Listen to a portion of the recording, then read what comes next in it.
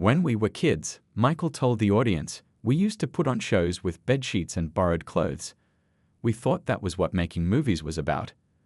But standing here today, I realize it was never about the movies. It was about believing in something bigger than ourselves.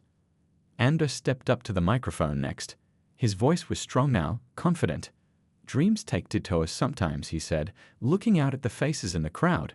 You might find yourself in places you never expected. But as long as you keep your heart open and your spirit strong, you'll find your way back to what matters. After the ceremony, they sat in Andrew's apartment, looking through old photos and sharing memories. The place felt lived in now, comfortable, filled with evidence of a life rebuilt. A stack of scripts from their youth programs sat on a coffee table, next to business cards and meeting agendas. You know what's funny? Andrew said, picking up their old photo from the talent show. We wanted to be stars back then. Thought that was the only way to make a difference. Michael smiled, understanding what his friend meant. Sometimes the best roles are the ones we never auditioned for. Outside, the Philadelphia streets hummed with life. Somewhere in the city, someone else was struggling, dreaming, hoping. But now there was a place they could go, people who understood, and a path forward. Because sometimes the greatest stories aren't the ones that play out on movie screens, but the ones that unfold in real life, one act of kindness at a time. 6 months passed like a movie montage, each day bringing small victories and new challenges. The apartment, once empty, slowly came alive with furniture carefully chosen by Andrew himself, simple but comfortable pieces that made the space feel like home. The walls, true to his wish, now held framed photographs, including that old picture of 2 teenage boys in their makeshift costumes. The first week at work had been tough. Andrew's hands shook slightly as he buttoned up his new dress shirt, the fabric feeling strange after so long in worn clothes. But he straightened his shoulders, remembered his mother's words about holding his head high, and walked into the office like he belonged there. The production company's Philadelphia office buzzed with energy. Young interns rushed around with coffee cups, phones rang constantly, and meetings filled the calendar.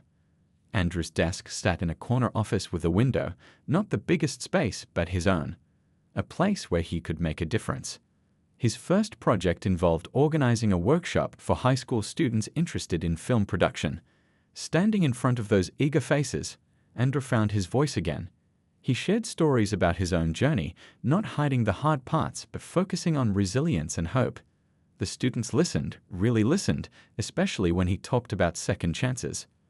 Dreams don't have expiration dates, he told them, catching Michael's eye as his friend stood quietly at the back of the room.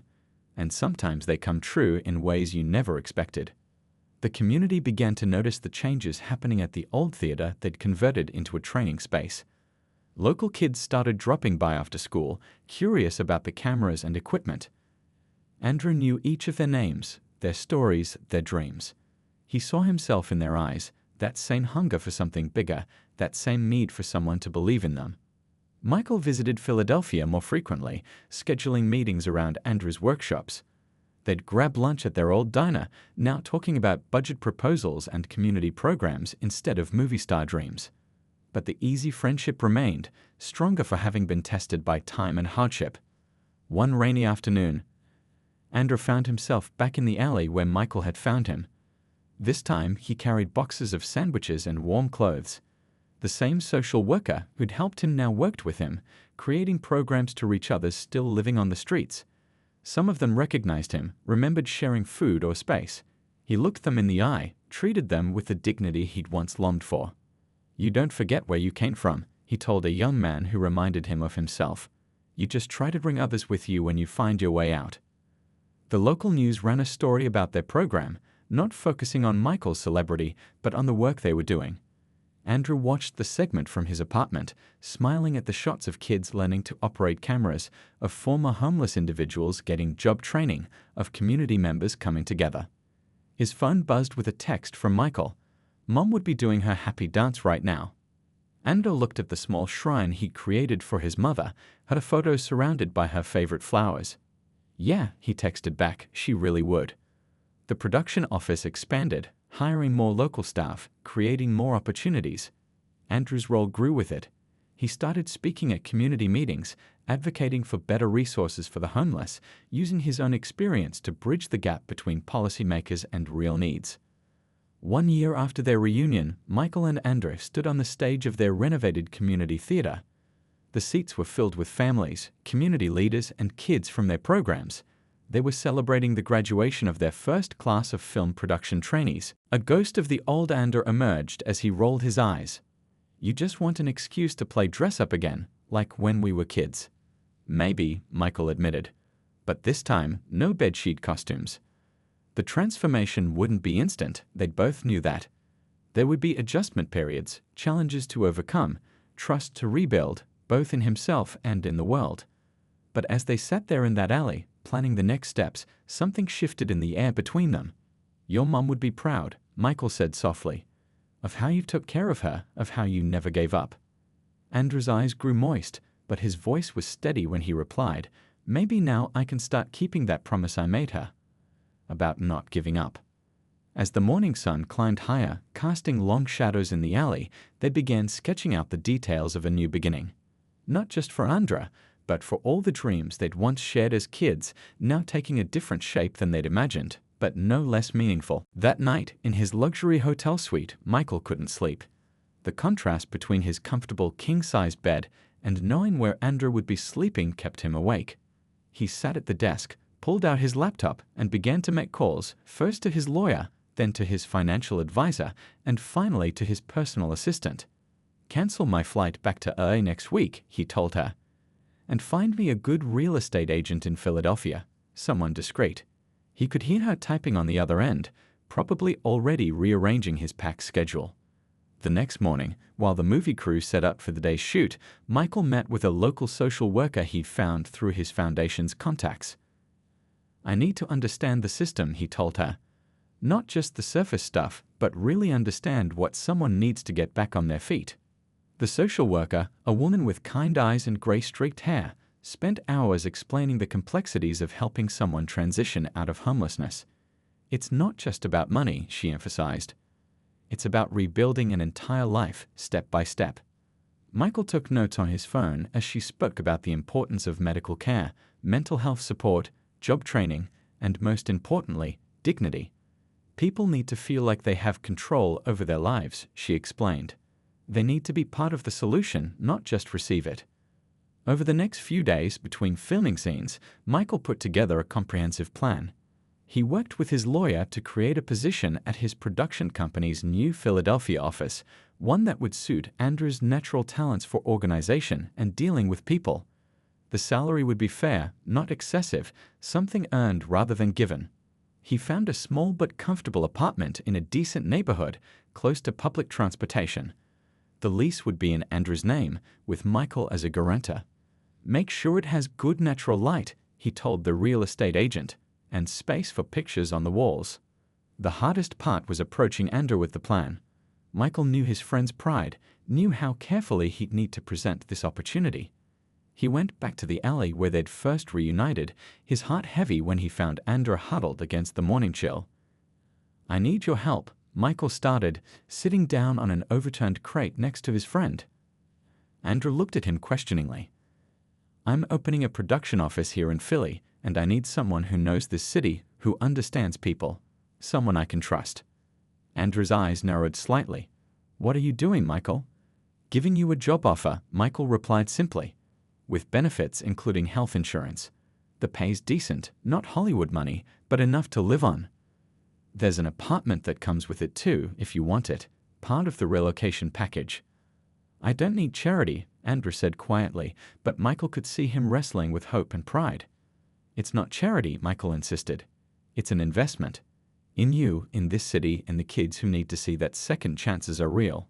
He pulled out his phone, showing Andrew the job description they'd crafted. Community Outreach Coordinator. Working with local schools, organizing workshops, finding talent that might otherwise get overlooked. Andrew was silent for a long moment, reading through the details. "This is a real job," he said finally, surprise evident in his voice. "Of course it is. And you're qualified for it." "More than qualified." Michael paused, choosing his next words carefully. "Look, I know what you're thinking. But this isn't about me saving you. This is about us saving those kids out there who are just like we used to be. Kids who need someone to believe in them. They spent the next hour talking through the details. Michael explained about the apartment, a one-bedroom place with good security and a small balcony. He talked about the job's responsibilities, the healthcare coverage, the training period. "There's one condition," Michael said seriously. Andrew tensed, but Michael continued with a small smile. "You have to let me take you shopping for work clothes. Can't have my community outreach coordinator showing up in anything less than business casual." The diner's fluorescent lights cast a harsh glow over their booth as Andrew's story unfolded. His hands wrapped around the warm coffee mug like it was an anchor to reality, his voice quiet but steady as he shared the past 15 years of his life. "Mom fought hard," he said, absently stirring his third cup of coffee. "She kept apologizing for being a burden, but she was never that. She was my mom, you know." His voice cracked slightly on the last word, and Michael felt his own eyes growing moist. The waitress kept their cups filled, tactfully pretending not to recognize Michael as Andrew continued his story. He talked about the 3 jobs he'd worked to keep up with the medical bills, about sleeping in his car for the first few months after losing their apartment, about the shelter system that was overwhelmed and underfunded. The hardest part wasn't even losing everything, Andrew admitted, his eyes fixed on the coffee rippling in his cup. "It was losing my dignity. Walking into stores and having security follow me around. People crossing the street when they see me coming, becoming invisible to the same folks I used to work with." Michael listened, really listened, hearing not just the words, but the weight behind them. Every now and then, glimpses of the old Andrew would shine through. A familiar gesture, a hint of his old smile, that same quiet strength that had made him such a good friend all those years ago. "I tried to find you a few times," Andrew continued, finally looking up. "Saw you in magazines at the library. They let us use the computers there sometimes, and I'd search your name, read about your success. It made me proud, man, really proud. But I couldn't reach out. Not like this." The diner had emptied out, the lunch crowd long gone. Their booth had become a confessional of sorts, where years of unspoken words finally found voice. Andrew talked about the odd jobs he'd managed to find, the kindness of strangers, the cruelty of others. He spoke about the community that formed among the homeless, how they looked out for each other, shared what little they had. "Remember Mrs. Chen's convenience store?" Andrew asked suddenly. "The one where we used to buy those cheap candy bars?" Michael nodded, and Andrew continued. "She lets me sweep her sidewalk sometimes, pays me with food. She pretends not to remember me from before, and I pretend not to notice her pretending. It's a kind of dignity, I guess." The story of Andrew's decline wasn't dramatic. There were no drugs, no alcohol, no catastrophic mistakes, just a slow erosion of security, one missed payment at a time, one emergency after another, until the ground beneath his feet disappeared completely. "The system's like quicksand," he explained, his voice heavy with experience. "Once you start sinking, everything you do to try to get out just pulls you deeper. No address means no ID. No ID means no job. No job means no address. Round and round it goes." Michael found himself learning about a world that existed parallel to his own, a world of daily survival, of small victories and crushing setbacks. Andrew talked about the libraries that served as sanctuaries during the day, about the unspoken rules of the streets, about the constant search for safe places to sleep. "The worst nights are when it rains," Andrew said, looking out the diner window at the gathering clouds. "Everything gets wet. Clothes, blankets, cardboard. Takes days to dry out properly if you can find a good spot. And the cold, you never really get warm in winter. Just less cold, if you're lucky." The conversation turned to Andrew's mom's final days. How the hospital staff had been kind, how she'd maintained her sense of humor until the end. "She made me promise to keep trying," Andrew said softly, "to not give up. Some days, that promise is all that keeps me going." Michael noticed how Andrew had arranged his few possessions neatly beside him in the booth, a one backpack, a plastic bag containing what looked like extra clothes. Everything he owned in the world could fit in those 2 bags. The realization hit Michael hard, especially thinking about his own house, filled with things he barely used. "You know what I miss most?" Andrew asked, a distant look in his eyes. "Not the comfortable bed or regular meals, though those would be nice. I miss having a place to hang pictures. Sounds silly, right? But when you can't keep memories around you, when you can't look at photos of better times, it's like pieces of yourself start fading away. The afternoon light was beginning to fade outside the diner windows. They'd been talking for hours, bridging the gap of years with words, memories, and shared silences. Michael had long since texted his production team to reschedule his scenes. Some things were more important than movie schedules. The walk to the diner was quiet, both men trying to bridge the gulf of years between them. Michael noticed how Andor walked with a slight limp, how he kept his head down as people passed. Each observation felt like a new weight on his heart. When they reached the diner, Michael was relieved to find it hadn't changed much. The same worn boots, the same smell of coffee and grilled onions, the same gentle hum of conversations and clattering plates. They slid into a booth in the back, away from curious eyes. "Your mom?" Michael asked softly, once they had coffee in front of them. Andor stared into his cup. "Passed away 3 years ago. The medical bills, they just kept piling up. Lost the apartment trying to pay them. Then lost my job when I couldn't maintain regular hours. You know how it goes, one thing falls, and everything else follows." Michael listened, his own coffee growing cold, as Andor shared the story of his descent into homelessness. Each word was a reminder of how differently their lives had turned out, and how thin the line between stability and crisis could be. The morning Philadelphia air felt different somehow as Michael stepped out of his luxury trailer on the movie set. They were filming a big-budget drama, and the production had taken over several blocks of downtown. Crew members rushed around with equipment, extras waited in designated areas, and security kept curious onlookers at a safe distance. During a break between scenes, Michael decided to take a walk, something his security team wasn't too happy about.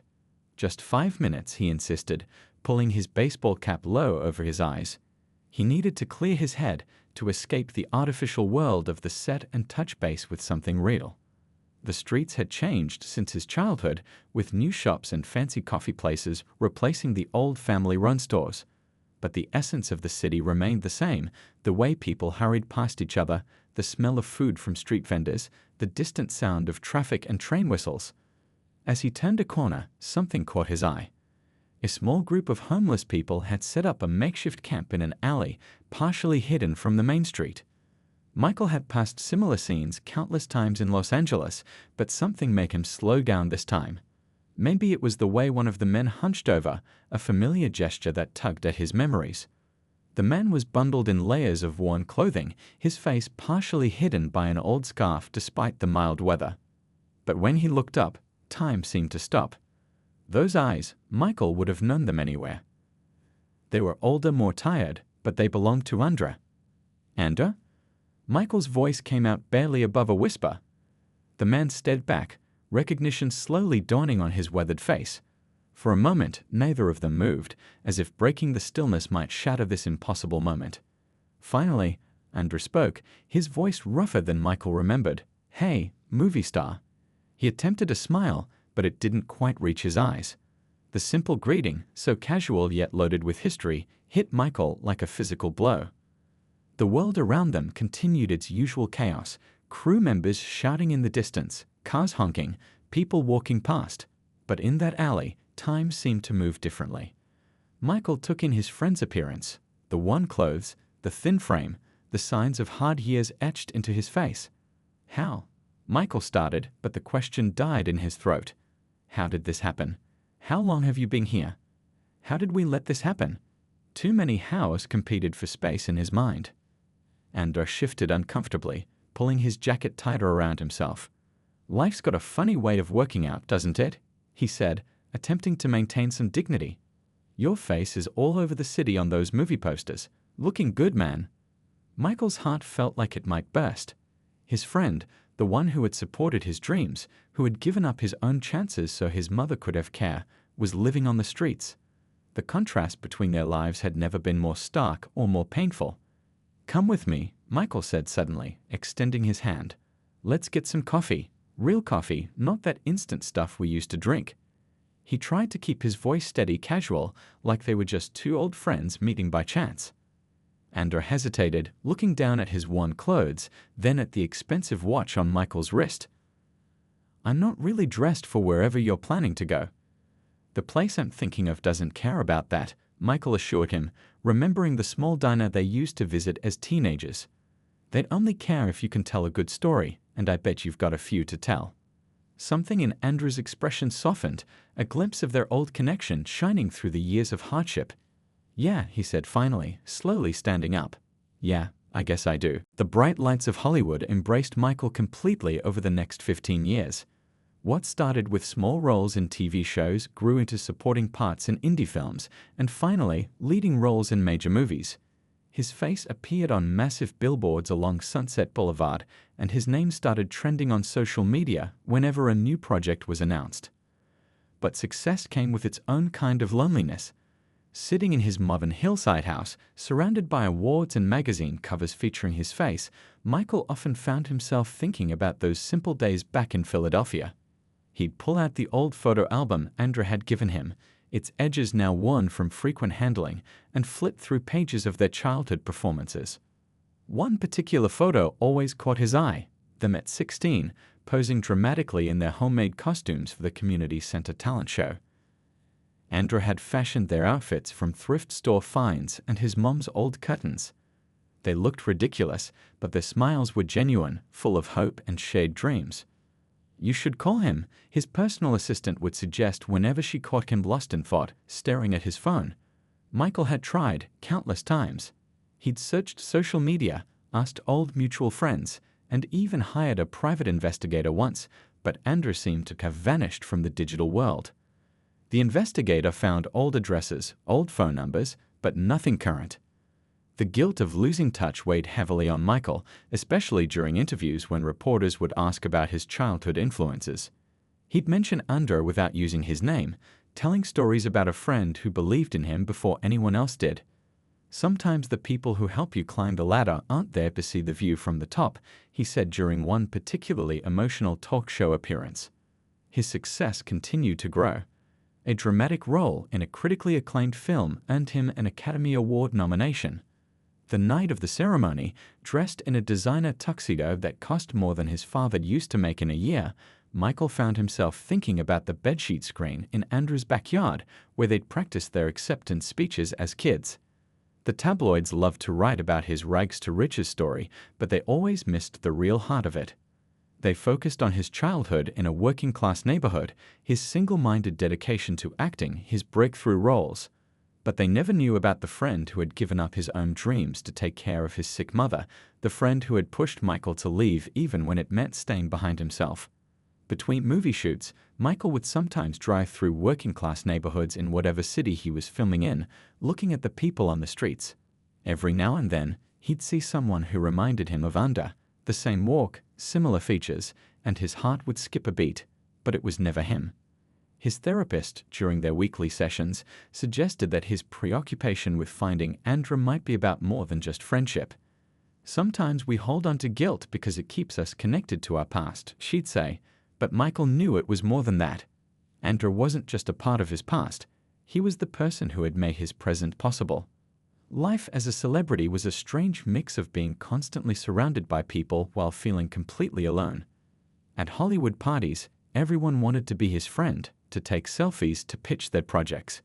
But late at night, sitting in his home theater watching old movies, he missed having someone who knew him before he was somebody.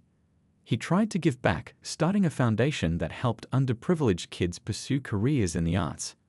Every time he funded a scholarship or opened a new community theater program, he hoped somehow the news would reach Andra. Maybe he'd see it and reach out, or someone who knew him would pass along the message. The irony wasn't lost on Michael that he could make millions of people laugh or cry on screen, but he couldn't find the one person he most wanted to share his success with. He kept Andra's old contacts saved in his phone, even though the number hadn't worked in years. Sometimes, after long days on set or difficult premieres, he'd stare at it, wondering where his friend was and if he was okay. What Michael didn't know was that fate had its own timeline, and their paths were about to cross again in the most unexpected way. His next film project would take him back to Philadelphia, back to the streets where their friendship began, and back to a truth that would shake the foundations of his carefully constructed world. The transition from childhood dreams to adult realities hit hard during their senior year of high school. Michael landed his first real acting gig in a local TV commercial promoting a nearby furniture store. It wasn't much, just a 30-second spot where he enthusiastically pointed at sofas, but it was a start. Andrew was the first person he called after getting the news, and they celebrated with pizza on his mom's front porch, just like old times. But life had other plans brewing beneath the surface. One chilly autumn morning, Andrew's mom collapsed while getting ready for work. The doctors called it exhaustion at first, but the tests revealed something more serious. Medical terms like chronic condition and long-term care started floating around their small apartment, heavy with implications that Andrew understood all too well. College acceptance letters arrived for both friends that spring. Michael got into a prestigious arts program in Los Angeles, while Andrew received a partial scholarship to the state university. The choice that lay before Andrew wasn't really a choice at all. His mom needed him, and the scholarship wouldn't cover enough to let him both study and help at home. "You have to go," Andrew told Michael one evening as they sat on the rusty swings in their old neighborhood park. "This is your shot." His voice was steady, but his eyes betrayed the mix of pride and sadness he felt. Michael protested, offering to defer his acceptance, to find a way to help, but Andrew wouldn't hear of it. "Someone from our block needs to make it big," he said with a small smile, "and we both know you're the one with the fancy hair." The summer after graduation passed like a bittersweet dream. Michael picked up more local commercial work, saving every penny for his move to Los Angeles. Andrew started working 2 jobs, one at a warehouse during the day and another at a late-night convenience store. They still found moments to hang out, but they were shorter, squeezed between Andrew's shifts and Michael's auditions. The day Michael left for Los Angeles felt like the end of an era. They hugged tightly at the airport, making promises to stay in touch, to call, to visit. Andrew pressed a small package into Michael's hands, a photo album filled with memories from their childhood performances, complete with their handwritten movie scripts and playbills from school shows. The first few months, they managed to keep in touch through regular phone calls. Michael would excitedly share stories about his acting classes and the strange characters he met at auditions. Andrew would listen, offering encouragement while carefully avoiding mentions of his growing struggles at home. His mom's condition was worsening, and the medical bills were piling up faster than his 2 salaries could handle. As Michael's career began to take off with small roles in TV shows, their conversations became less frequent. Time zones and busy schedules became convenient excuses. Michael would leave long voicemails about his latest callbacks, while Andrew's responses grew shorter, often just quick texts saying he was proud of his friend's success. The real distance grew not in miles but in experiences. While Michael navigated the world of Hollywood parties and network executives, Andrew navigated hospital billing departments and insurance claims. When Michael landed his first recurring role on a crime drama, he tried to share his excitement with Andrew, but the call went straight to voicemail. Andrew had to sell his phone to help pay for his mom's medications. Their last real conversation happened 3 years after Michael left.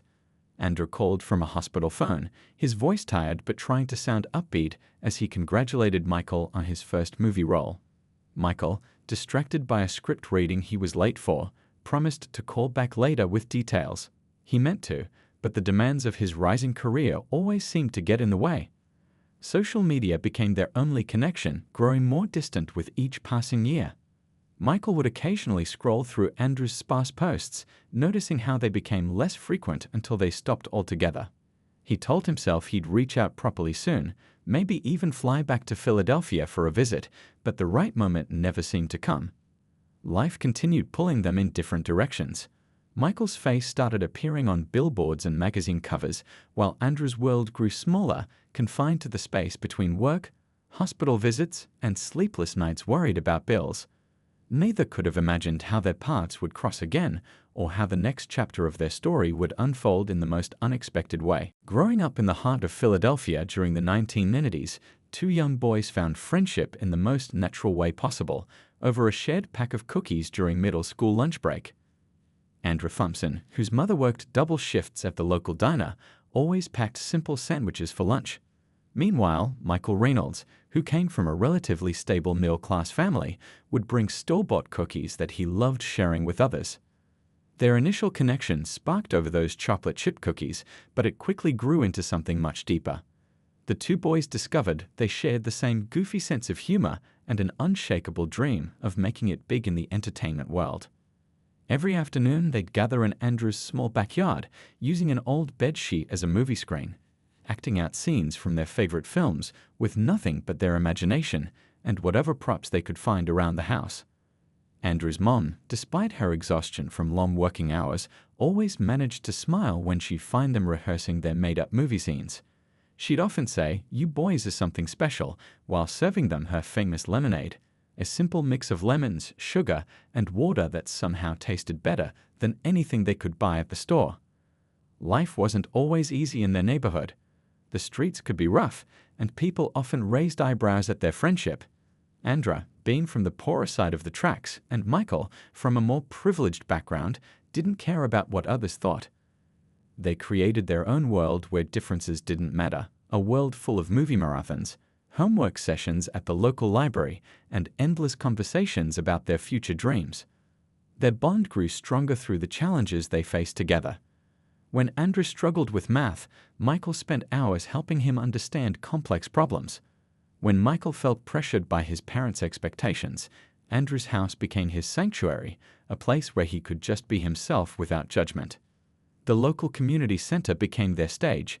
Every Friday evening, they'd participate in talent shows, with Michael taking the lead in their amateur acting performances, while Andrew masterfully handled the behind-the-scenes work. Their shows weren't perfect. Sometimes they'd forget their lines or trip over props, but their enthusiasm was infectious, making even the grumpiest members of the audience crack a smile. One particular memory stood out from their childhood. During a heavy thunderstorm, the power went out in Andrew's neighborhood. Instead of canceling their planned movie night, they'd built a fort using blankets and chairs, using Michael's dad's old flashlight to create shadow puppets on the wall. They spent hours making up stories, their laughter echoing through the dark house, while Andrew's mom listened from the kitchen, warming soup on their gas stove. Their friendship wasn't just about fun and games, though. They supported each other through tough times, too. When Andrew's mom got sick during their freshman year and had to miss work, Michael would bring extra food from home, pretending his mom had accidentally packed too much. Andrew knew what his friend was doing, but Michael's casual way of helping preserved his dignity while showing true friendship. Their teachers noticed their unique bond and often used it as an example of how friendship could bridge any gap. Mr. Wilson, their drama teacher, once said, "You two remind me that the best stories aren't just acted out on stage, they're lived in real life." As middle school turned into high school, their dreams began taking more concrete shape. Michael's natural talent for acting started getting noticed in school plays, while Andrew discovered his knack for organization and leadership in stage management. They made plans for their future, promising to stick together no matter what came their way. Little did they know that life had different plans in store, and their paths would soon diverge in ways they never imagined. Those early days, filled with simple joys, shared dreams, and unbreakable friendship, would later become both a cherished memory and a bittersweet reminder of how life can take unexpected turns. Their story was just beginning, but these foundational moments would echo through the years, shaping both their lives in profound ways that neither of them could have predicted during those innocent days of shared cookies and backyard performances.